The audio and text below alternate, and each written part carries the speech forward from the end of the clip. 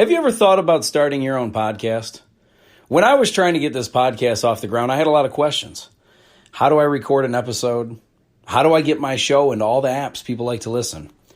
How do I make money from my podcast? Well, the answer to every one of these questions is really simple. Anchor. Anchor is a one-stop shop for recording, hosting, and distributing your podcast. Best of all, it's 100% free and ridiculously easy to use.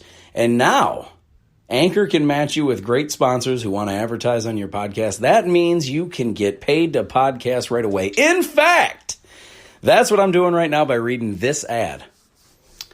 When I started using Anchor to do my podcast, it was so extremely easy that I haven't even bothered to look for another app to use. I love this app. It's the only one I deal with, the only one I even recommend, period. I recommend you get on there ASAP. If you want to start a podcast, this is definitely the place to go. It's easy. You can drive around and record. You can sit in your basement and record. You can do it anywhere. It's fantastic. So if you've always wanted to start a podcast, make money doing it, go to anchor.fm/start, anchor.fm/start to join me and the diverse community of podcasters already using Anchor. That's anchor.fm/start. I can't wait to hear your podcast.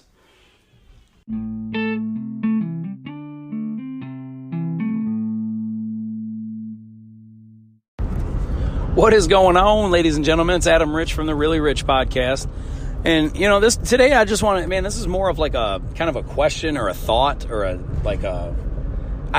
what's your opinion on this? This isn't me, I don't have the answer for what I'm about to get at here. It's just more of I observe certain shit, and sometimes things make sense and sometimes things don't. And the thing that's been kind of on my mind about it today is that I wonder how much of who we are is DNA as opposed to our surroundings, like our environment.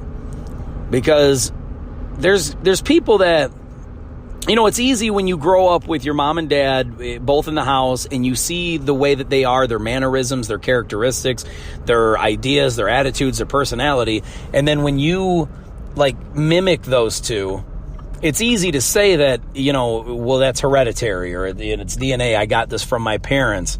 The reason I'm like this is because my mom is like this or because my dad is like this. And it's easy, obviously, to say that. And I'm not saying that that's wrong. I have no effing idea whether or not that's wrong or if it's accurate or not. But what I have noticed is there's a lot of times where people will be adopted and they do things a lot like the parents that raised them as opposed to the parents that birthed them.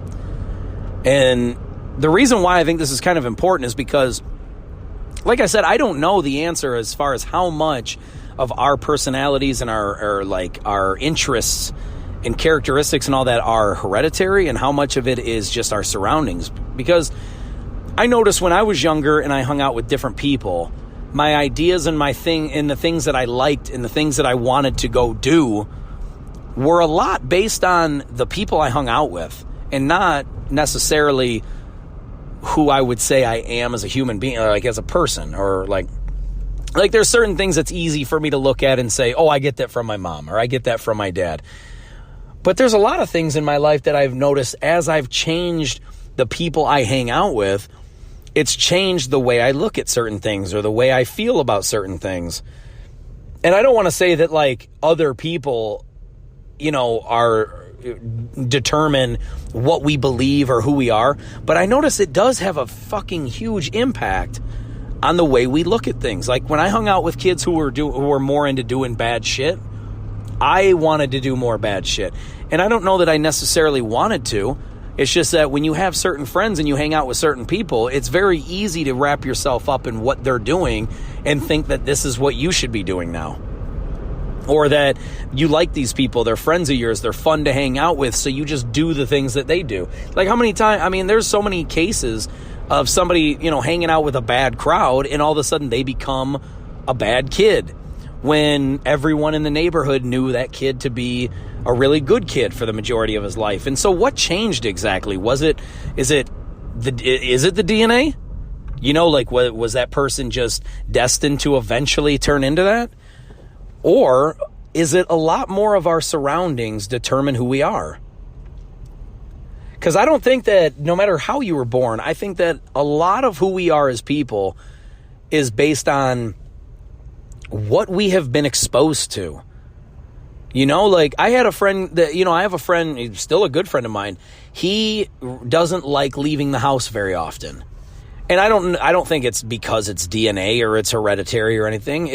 He told me when he was younger and he lived up north, he lived in a very secluded area that there wasn't a lot of friends, a lot of people around. And so now he kind of values his privacy. He doesn't, like, he's good with that. He lives more of the, I don't want to say a hermit, like he leaves the house, but it's more that he doesn't have that desire and drive to like want to go out and party or want to go out and do this or go out and do that. And I don't know, is it because, like, his parents aren't necessarily like that, but when he was younger, and that's where that was kind of his upbringing, kind of his childhood, I wonder if that was a big part of why he is so secluded now. And his parents aren't, I don't know a ton about them, like, on a deep personal characteristic level. I mean, I've met them many times. I know how they are now, but I mean, I don't know if they are the type that like doesn't want to leave the house, and I don't know if that's just hereditary or not. And the reason why I bring all this up is because I think it's very valuable and very important to understand, like, especially for parents, and even if you're just a kid, it's very important to realize that the people that you surround yourself with oftentimes rub off on you. And they influence it. And like, for instance, if you ever notice if you hang out with a certain group of people that's super negative, all of a sudden all you're doing is being negative? Or it's easy to like be a part of that crowd when if everyone, all they're doing is talking shit, it's easy for you to want to jump in and do the same, to be a part of that group, to be, one of the guys or one of the girls. And I notice it's not necessarily your characteristics. Like, I'm a very positive person. I'm a very, like, I like to be in a good mood. I like to laugh. I like to have a great time. But I notice if I get around certain people that are, like, always fucking negative, I can't help but think about negative shit. And I don't like that. It makes you not want to be, like, me personally, it makes me not want to be around those people. And some of those people are, like, some of my great friends. And I've told this story many times. When I was younger, in my early to mid 20s, I was hanging out with people that I really, really, really liked. They were good friends of mine, but I knew that they were leading me down a bad path.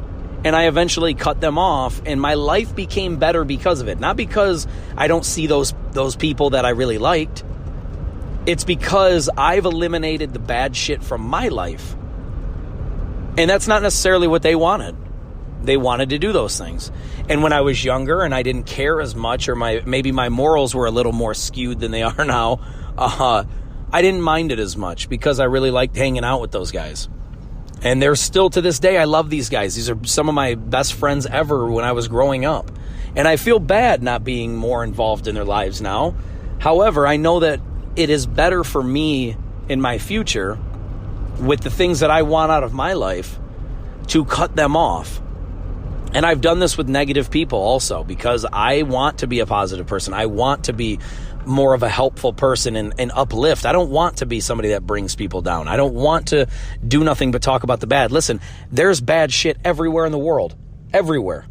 There's bad shit in your own home. There's bad shit in your own heart if you allow it to bubble to the surface. There's bad shit everywhere. And if you focus on that, that's all you're going to see.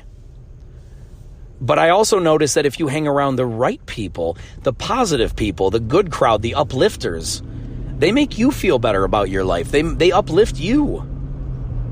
And that is what I like to surround myself with now. But it's very hard because, listen, some people are... You're constantly, some people are very seclusive. Some people keep to themselves and stay private and stay like within, they don't go out much. They don't expose themselves to too much bad shit. But there's also a lot of us who travel a lot and meet a lot of people, and you're not going to meet only positive people. Like, I know, like most Christian people I know of that go to church are positive, happier people, but not all of them. Some of the Christians I know are super miserable, super negative. And I don't know that it's their personality. I don't know if it's hereditary. I don't know if it's the DNA, if that's how their parents were, if that's how their friends are. But I also don't know if it's the people they spend the most time with. Maybe it's the shit that they watch. You know, like, you ever notice, like, it's very different to watch, like, CNN or Fox News. It's very different. You turn on CNN and it's all negative. It's attacks on the Republican Party, Trump, all that stuff. You turn on Fox, it's attacks on Democrat. It's attacks on the other side. It's not a lot, but at the same time though, I've noticed CNN usually takes the approach of negativity. Fox usually, when they're talking bad about Democrats, they're taking definitely more of a negative approach. But they also like to say more about positive stuff. I've noticed it's just a very different vibe that you get from the two channels. Now, I'm not invested in either channel, so I don't really give a shit which one you watch. I'm just saying I've noticed from a personal standpoint, if you turn on certain things, you're going to hear a certain angle. And I notice a lot of the negative people that I talk to, they like watching more negative shit. But the thing about it is this. I don't know if they like watching negative shit because they're negative, or if they watch the negative shit and that's why they're negative. You know, it's very difficult, man. Like, that is one area that I'm not going to sit here and claim to know the science behind it. I know that what we've always been taught is, like for instance, my mom told me not that long ago, she said, because I went to the doctor and I had when I got my blood drawn, it was low blood sugar. And my mom was all like, not freaked out, but she was like, well, you know, diabetes runs in our family. And I said to my mom, I go, yeah, but not having diabetes also runs in our family. Like not everyone in our family has diabetes. It's not like, and I looked at it like, and the reason I told her like that is because, you know, she looks at it from well, you got to be cautious. You got to be aware. You got to be you got to be aware of this stuff. And I'm like, yeah, no, I get it. I'm aware that, you know, some people in our family have diabetes. I'm also aware that in our family, a lot of people don't have diabetes. So, I mean, which one's hereditary? Is it hereditary that our family doesn't have diabetes, but some do? Or is it hereditary that some people have diabetes and some don't? Like, that's the reason I bring that up is because it's easy to find bad shit to look for when that's what you're looking for. Like, it's easy to notice negative, bad shit if that's where your focus is. But it's also very easy to find positive stuff if that's where your focus is. So I don't know. I mean, like, I look at it as if somebody says, oh, well, male pattern baldness runs in the family. Well, that doesn't mean you're going to get it. I mean, it doesn't matter what supposedly, quote unquote, runs in the family. What matters is, what do you have? Like, what are you doing? How do you feel? You know, what's going on in your life? Because, dude, I want to say it's like, it's not I don't want to say it's a mental thing, because maybe there is some DNA to that. Maybe there is some science, like some real science that says, hey, you know, this runs deeper in your family. But I always look, like, the logical part of me says, well, where did that start? Because if you go all the way back to the very beginning of people, there was only one of them. There was only one person at the beginning, right? Regardless where the human race started, there was only one person. Well, did that person have everything? Like, that person couldn't have had everything. Like, for instance, if that original first person wasn't bald had to start somewhere. And then when it did, how can you sit there and say that it's hereditary? Because somebody didn't have baldness, and then somebody did. Somebody didn't have diabetes, and then somebody did. Somebody didn't have cancer, and then somebody did. Like, it's weird to me to say that things are hereditary when everything started somewhere. Like, it couldn't possibly have always been hereditary, is my point. Nothing could have been. Like, if everyone in your family has blonde hair and all of a sudden you have brown, well, then it started somewhere. Is it hereditary for you to have brown hair? I mean, because if you look back far enough, you're going to find something somewhere in somebody's body, in somebody's DNA. So I just don't know how much is science and how much of it is this is the excuse we're going to tell ourselves because it's the easiest.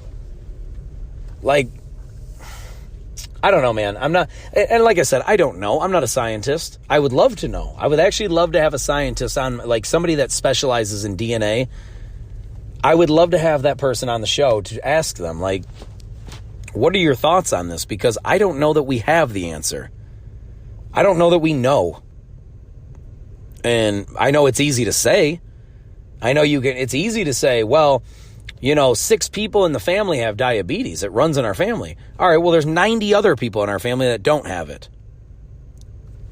So which one is more hereditary? Is I guess the point. If the majority of people in your family don't have diabetes, but you can name like 5 of them that do, which one's hereditary?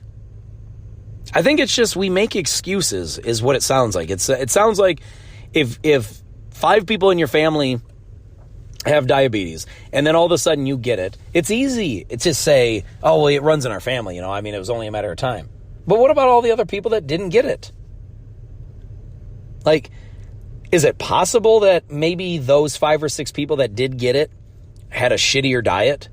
Or maybe they ate certain things. Maybe it's chemicals. Maybe it was a one-time thing. They ate one thing one time, one chemical one time ever, and it got into their body, and somehow that made diabetes. Maybe it was their addiction to sugar for their first 60 years of their life.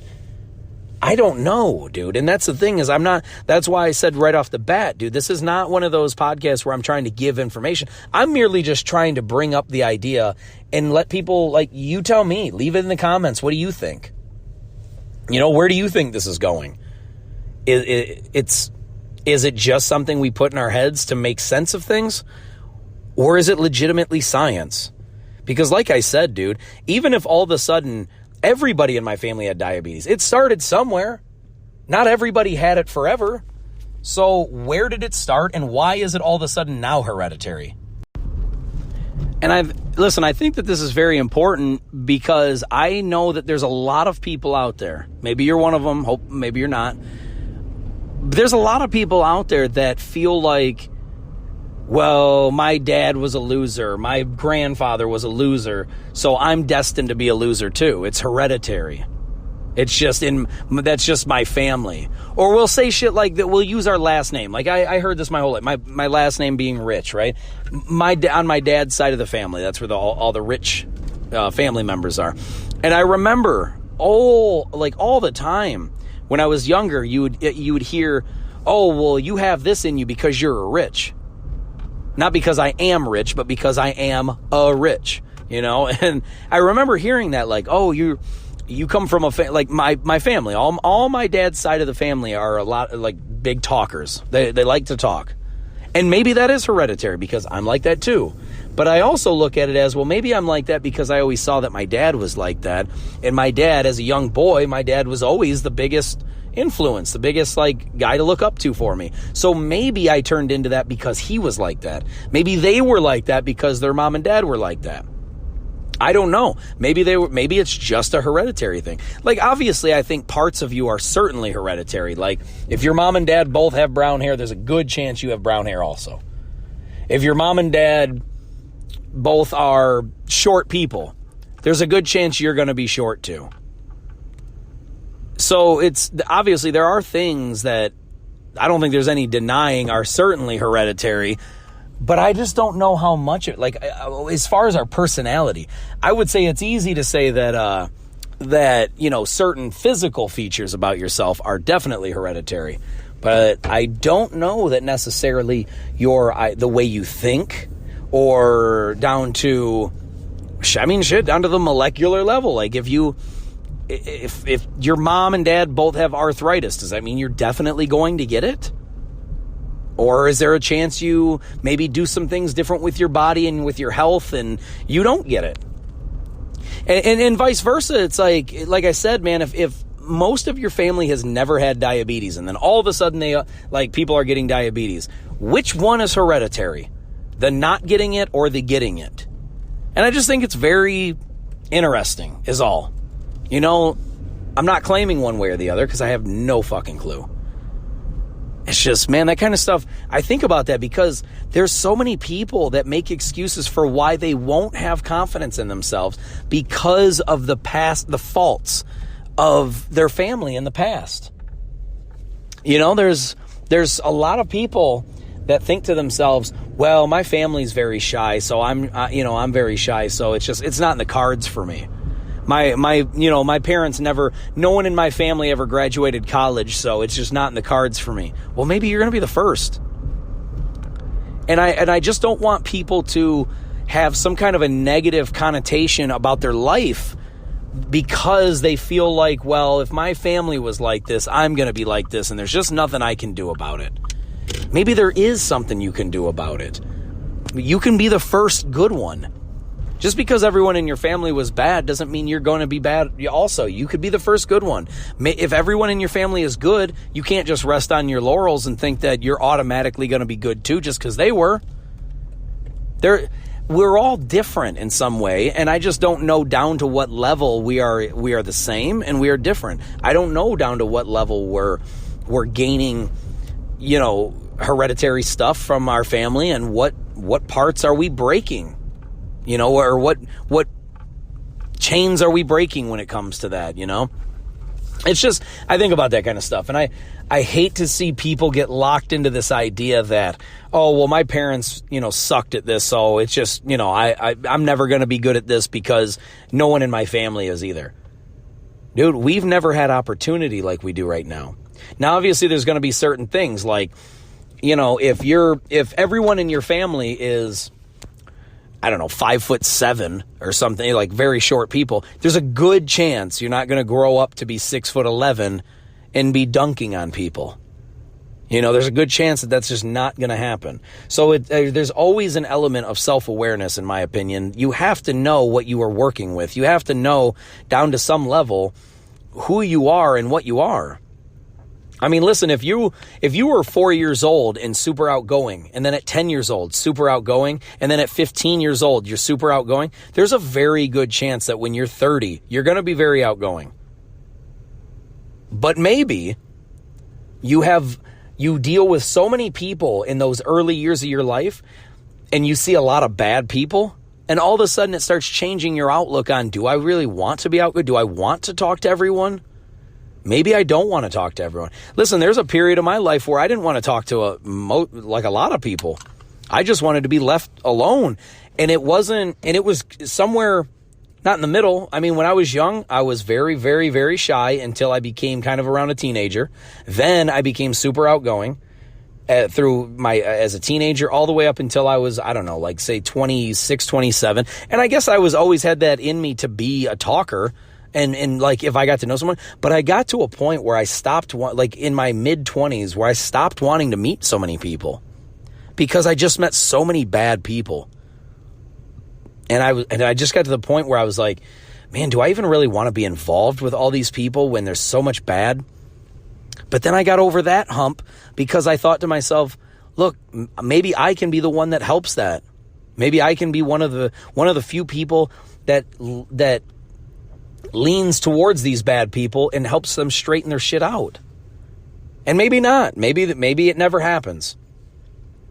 But I started wanting to take up that challenge because there's always been a part of me that has always wanted to communicate and talk and help people. I just never knew the right avenue to do it. And then podcasting became more relevant. Podcasting became a thing. Anybody could start it up. Anybody could start. Everyone on earth is basically their own media channel. You are your own NBC and CNN and Fox News and all that. You're representing yourself through a medium of being able to communicate with people. Just like TV and radio. Only this is now free. Or it's able to be. I mean, you can pay for certain services, but you can literally start a podcast for free and distribute it for free. That never happened in this 60s, 70s, 80s, 90s, early 2000s. Now it's possible. You can talk to people, interview people, you can distribute stuff. You can do your own podcast where you just talk by yourself like I've done for the whole damn time. You can do that all you want. You are your own media network. And it's insane that you have that opportunity now. But who are you? What are you like? What are your goals? What are your dreams? What are your ambitions? What are your desires, your interests, your passion? What do you give a fuck about? Because you know how many people I see, and like there's all kinds of podcast groups and shit, and I see so many people like, hey, I have this many followers and I'm making this amount of money. How can I make more? And then I realize as soon as they write that, the first thing my mind goes to is, you're not going to win at this. And the reason why is because you're already in the wrong fucking place. You're asking about how to make more money for your podcast. That is not what podcasting should be about. If you're getting into it purely for making money, you're not going to be very successful long-term. Not long-term. You might have your season. You may have moments where, you're hitting, you're big, people are talking about you. But eventually people will realize that you're not genuine. You're not doing this to give information or entertainment to others. You're doing it purely to make yourself some fucking money. And if that's why you're doing it, God bless you, mazel. But you're not, it's going to fall apart quickly because people don't give a shit about people that aren't genuine. When people realize, when people realize, look at how many people value lawyers and politicians. And listen, there's some good ones out there. There are some good, honest, decent lawyers and politicians. But when I say that, every one of you is like, yeah, right. Like most people are going to be like, yeah, bullshit. Because we know that there is a negative connotation to those two names, those two fields. Right? When you think about a lawyer, you think of a slime ball that's just trying to weasel money out of somebody. When you think of a politician, you think about a fucking liar, a manipulator, a salesperson, a person that's just trying to get you. They're just trying to tell you whatever you want to hear to get you to have their back. That's what you think of. Now, are there good ones? Of course. If I said a Catholic priest right now, what's the first thing that comes to your mind? Are there good Catholic priests? Absolutely. There's tons of them. When I say, when all the Black Lives Matter movement and everything was going, if you said anything about police, the first thing that came up was negative thoughts. There are many good police. If somebody breaks into your house tonight, who are you calling? You're calling the fucking police. There's good people out there in every single category. But there are certain fields where when you hear the title, the first thing you think of is bullshitter, manipulator, liar, hypocrite. You think of all these negative things just because of the bad that has surrounded it. But when you think of religion, if you're an atheist and you hear the term religion, the first thing you think of is corrupt, liars, bullshit. You don't think of all the good that comes from religion. You know how many churches are out there collecting money not to put in their own pockets, but to actually build with their community, to build the church, to actually, there's a church that I like going to called Northridge. And they don't even know who I am. But I like going there because I know that when I give them money, I see where it's going. They build shelters and things for women and people that were caught up in sex trafficking rings, people that have been rescued. They build basically rehabilitation centers for people who have such a lost view of the world now because of what has happened to them. And I don't want to say a lost view. It's very valid why they feel the way they do, but I'm saying they try to rehabilitate them back into what regular good living is like. And it's not easy for these people because they've been caught in such dramatic, traumatic, awful experiences that it's easy to think that the world is nothing but bad when that's what your life consists of. But what this church does is it tries to give back to those people and build shelters and help them and communicate and give them food and obviously a place to stay and just basically try to help them, get them away from that mindset, that evil, awful, terrible mindset of the sex trafficking and the kidnapping and the beatings and all that bad stuff that came with it. But are there plenty of churches that are just lining their own pockets and they're like some of the Catholic priests? What do we know about them? There's a lot of them. I don't want to say, no, it's not even the majority, but there's a lot of them who have molested children. We know what the bad things are that come with that term. When you say Catholic priest, it's usually not thought of as a very good thing. There's not many people that hear Catholic priest and think of like Santa Claus. The majority of the time you're thinking very negative, a very bad sexual thing towards children. That's what a lot of people think. Does that mean that they're all like that? Of course not. So you can change the idea, the shit that's being wired into your head. I fully believe that a lot of that you can change. I feel like you can change a lot of it. It's not all hereditary. It's not all just because this is what you hear means this is how it is. You know? It just doesn't have to be. It's not one way. And I don't know that there's any science that necessarily says, it just doesn't make any sense to me, is all I'm saying. Is that when we look at things and we say, oh, well, it's hereditary. Well, where did it start? And why was it not hereditary before then? That's the only thing that I really, that's why I question it so bad, because there's so many people that think that, oh, my dad sucked at math. My whole family sucked at math. I'll never be good at math. Well, maybe if you practice, you might be. Maybe you'll be the first. And then maybe your children will be good at it. And maybe then it'll be hereditary. You know? It's just, we give up very easily and we make excuses and we pinpoint where we think the bad comes from or where the negative thing comes from, and then we rely on it. And the truth is, we don't even really know if it's true. So that's why I wanted to bring this up today. It's not to say that I know science. I don't. I have no idea. Maybe all of these things that I'm talking about are hereditary, and I just don't know it. But I don't look at it like that, and I refuse to give up that easy. If you want something bad enough, stop making excuses for why you think that it can't happen and start trying to prove that that was wrong the whole time. You know? Like, think about it. After Vanilla Ice, who would have thought that there would ever be a good white rapper again? And then here we go with Eminem. And now there's quite a few of them, actually. NF is really good. So there's all these, let's just say that when you hear that something is a certain way, that might be in somebody else's perspective. Maybe things are only a certain way, but it's not the truth. When you hear that, when you, like I've heard this a ton, black people only vote Democrat. That's bullshit. A lot of like minorities are told to vote Democrat. They act like Democratic is the only way to vote.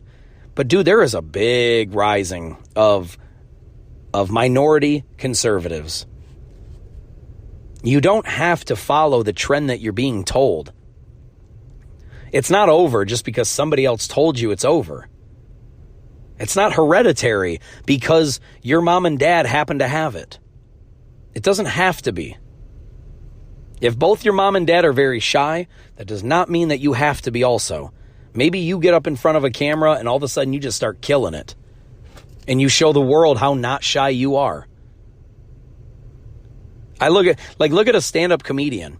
A stand-up comedian, it's very rare that a stand-up comedian has a child who is also a stand-up comedian. It's extraordinarily rare, which means that the first time that when you see somebody up on stage as a comedian, it's a very good chance that they're the first in their line, their bloodline, to be that. So why did they have the ability and the courage to get up in front of people and tell jokes when nobody else in their family ever did? Is that hereditary?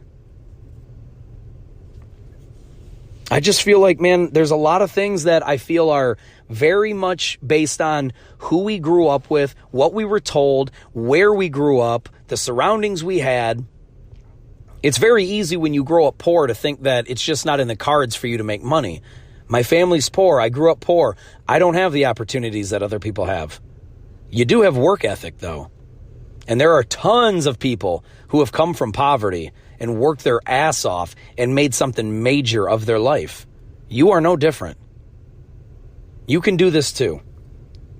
My whole family was a family of workers. There's barely anybody in my family that was an entrepreneur. I started my own business. I always felt that I should, but I was always talked out of it for so long because my family just thought that, that's not reality. It's not likely. It's too risky. You should go to work. You should work for a living. And I did that for a very long time. And I hated every bit of it. I hated school. I hated working for somebody else. And I said, you know what? Fuck it. I'm going to try it. Worst case scenario, I fail. I can always go get another job. There's jobs everywhere. You can always go work at Wendy's or McDonald's. You can always go work at In-N-Out. You can always go work at the movie theater or the gas station or the liquor store. You don't have to, the rules are not set in stone for you. And we're living in a time now of opportunity. There's no better time on the face of the earth ever in history to change what you thought was the norm. You are just as capable as anybody else. And you need to know that. You need to have that kind of confidence because it's fucking true. It's legitimately true. And you should have that kind of confidence because it's never been this easy to change the narrative than it is right now. And you can do that. You can be the person that does it. And I think you should be. That's all the time I got, guys. I love you so much, and I thank you so much for listening. I really hope that this helps somebody. I hope it changed something for somebody. If you think that, your life is already planned out for you, it's already set in stone, that there's no other options, let me be the fucking person to tell you, you have all the opportunity in the world. It's sitting in your fucking pocket. It's in your hand. You're talking in the phone. It's your phone, okay? Let me stop beating around the damn bush. Your fucking phone. It has the internet. It has apps. It has everything that you can possibly ask for. There is no better opportunity. There's never been a better time for opportunity than there is right now. So I love you guys, and I hope that this is very helpful. If you want to get a hold of me and comment or talk about this or communicate on any level for it, please do. You can do that through a voice message through the Anchor app. You can find me on Instagram at Really Rich Podcast. You can find me on Twitter at Really Rich Adam. You can find me on Snapchat and YouTube at Really Rich. And find me on LinkedIn, Adam Rich, founder and host of the Really Rich Podcast. And I really, like I said, I want to talk to everybody. I hope that this helps somebody. I love you guys, and I thank you so much for listening. And we'll do this again soon, all right? Peace! I'm out of here.